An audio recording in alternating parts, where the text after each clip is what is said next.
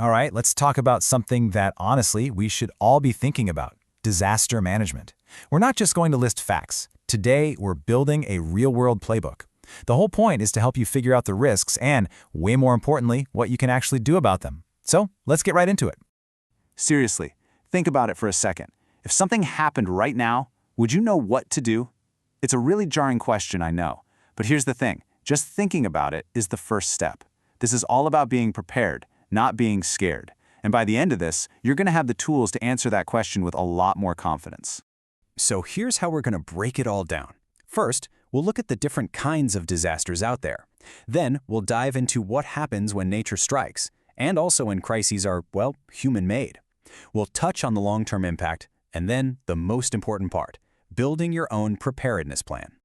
Okay, first things first. We got to know what we're up against. You know, experts have a way of breaking down disasters that actually makes it a lot easier to figure out how to prepare.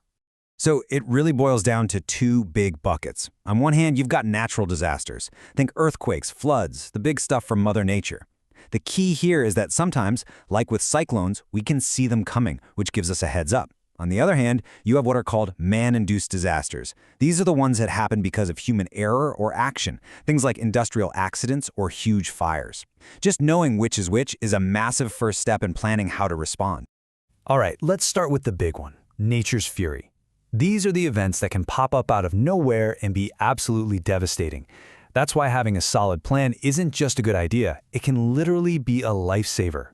And a perfect example of this is an earthquake. It's this sudden, violent shake from deep within the earth.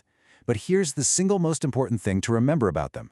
Unlike a hurricane you can track for days, an earthquake gives you zero warning. It just happens. And that, right there, is why being personally prepared is absolutely non-negotiable. And look, this isn't just some theoretical thing. Check out this table of major quakes in India. You can see the dates, you can see how often they happen, and pay attention to that Richter scale number. That's how we measure the power. To put it simply, every whole number you go up is a 10 times increase in power. So yeah, these are seriously destructive events. This data just makes it crystal clear that this is a very real, very present danger. Okay, so what do you actually do? The second you feel that shaking, the plan is super simple. If you're inside, get under something heavy, a sturdy table, a desk. If you're outside, get into an open space, away from buildings, power lines, anything that could fall on you. And in a car, stop. Just stop, stay inside, but away from bridges or poles. And after it's all over, that little radio, it becomes your lifeline for what to do next.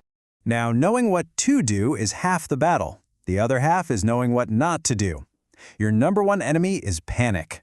Don't just start running, and whatever you do, do not take the elevator.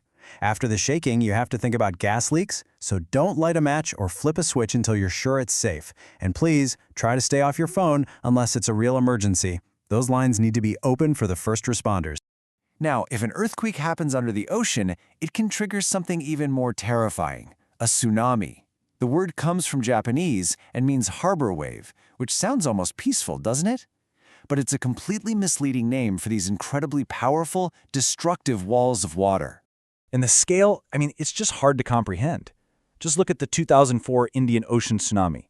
More than 200,000 people lost their lives. A number that big really drives home the sheer destructive power we're talking about, and why early warnings for coastal areas are so critical. Okay, let's talk about floods, another really common one. Your priorities here are pretty straightforward. Get yourself to higher ground and grab your most important documents and belongings. You'll want an emergency kit packed in something waterproof. And after the water goes down, you have to boil any water you drink. Oh, and here's a really practical tip.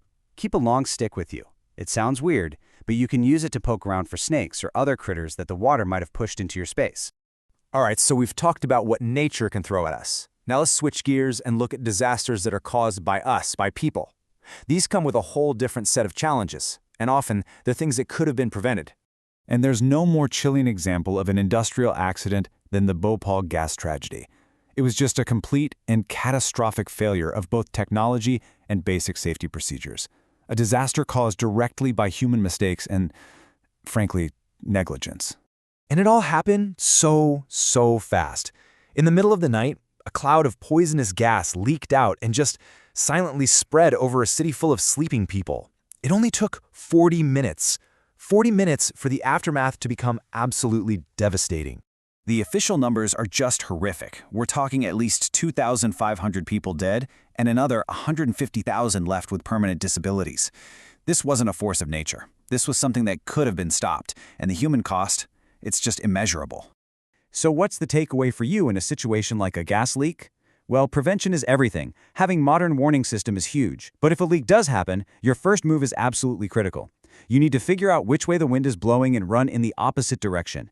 Get out of the path of that cloud. If you're having trouble breathing, don't try to fix it yourself. Get medical help immediately. And of course, call the fire brigade and police. You know, when we think of a disaster, we often think of the event itself. But the aftermath, the long tail of it, can be just as bad, if not worse. The impact goes on for years, and being truly prepared means understanding these long-term consequences too. And this impact hits on so many different levels. First, there's the obvious human cost, the loss of life, the injuries, and the deep psychological trauma. Then, you've got the economic hit. People's homes and businesses are destroyed, their livelihoods just gone. And finally, there's the social impact, which can be just as damaging.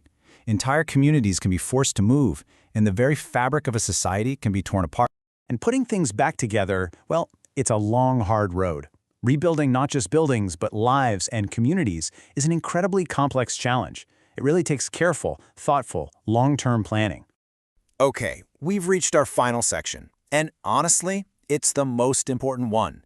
We've looked at the risks, we've looked at the impact. Now let's talk about what you can do. Let's talk about turning this knowledge into empowerment. This quote really nails it. The reason experts divide disasters into those two categories we talked about, natural and man-made, isn't just for textbooks. It's the whole basis for creating a strategy.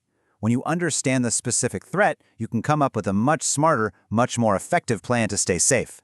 And if you take one thing away from all this, let it be this. Being prepared transforms fear into focus. And that shift in your mindset, that's what can turn a potential victim into a survivor. Because at the end of the day, being prepared isn't just one thing you do. It's not just packing a bag. It's a mindset. It's an ongoing way of thinking. So I'll just leave you with this final thought. What's your first step going to be?